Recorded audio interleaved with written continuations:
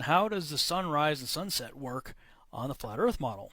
Well, I'm sure by now most of you have probably seen this little animation I created. This was done actually back in May of 2015, so it was a month after I first got into this, when I was kind of considering all of it and going, well, I wonder how that would work.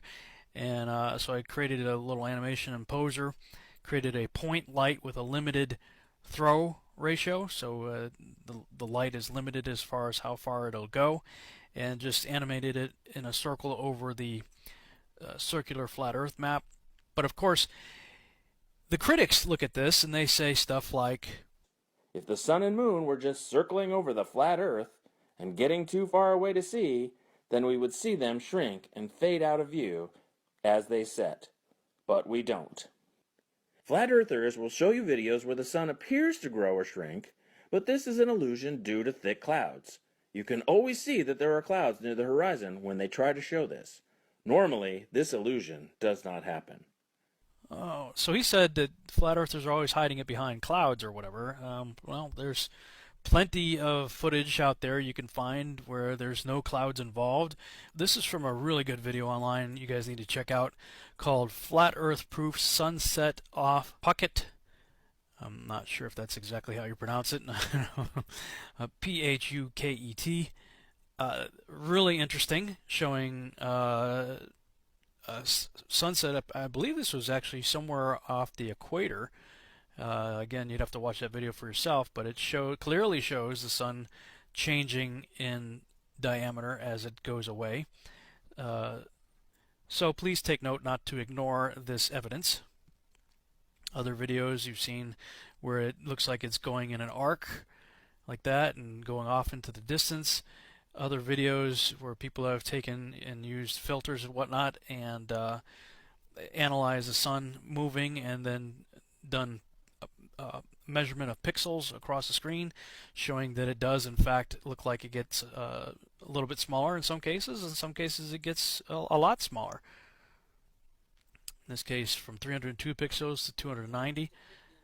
And then of course there's this video right here, which apparently was shot in the desert where there's going to be a lot less moisture. And so whenever there's less moisture, you're going to obviously have less refraction and magnification.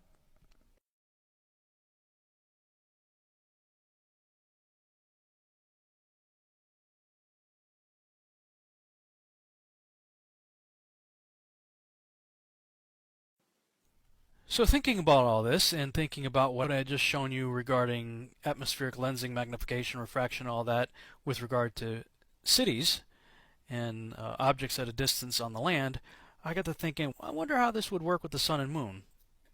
So this is what I came up with. I've got my magnifying sheet frame, and I created a little stand to paste the sun on it and keep it the same height over the flat surface of a table. So the sun is always going to be parallel with the surface.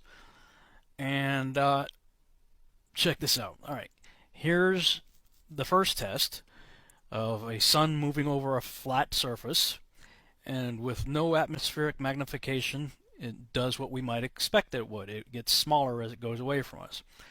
All right, now let's see what happens when we add in our atmospheric magnification. Again, water and refraction. Water causes magnification and refraction, right? So let's bring the sun back. Oh, check this out. Refraction bends the light downward. It made the sun set on a parallel surface. As it was moving parallel, the same height, the whole way over a flat surface, the refraction caused the sun to set. Not only that, well, let's bring in the beginning of that little test, and we see that it maintained pretty much the same size, too. Pretty close. And of course, that's because as it's moving away, the magnification is still taking place. And so even though the sun's further away than it was in the beginning of the test, the magnification basically preserved the same size, and the refraction made it set. Of course, again, Depending on how much moisture is in the air, we could see that the sun doesn't appear to change in size at all as it goes down.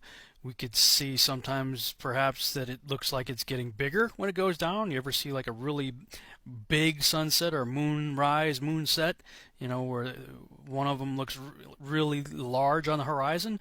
Well, that could be because there's lots of moisture in the air uh, causing that effect. Or when there's less moisture in the air, obviously you won't have as much magnification taking place, and so it looks smaller as it goes away. So it's all relative to the amount of moisture that's in the air.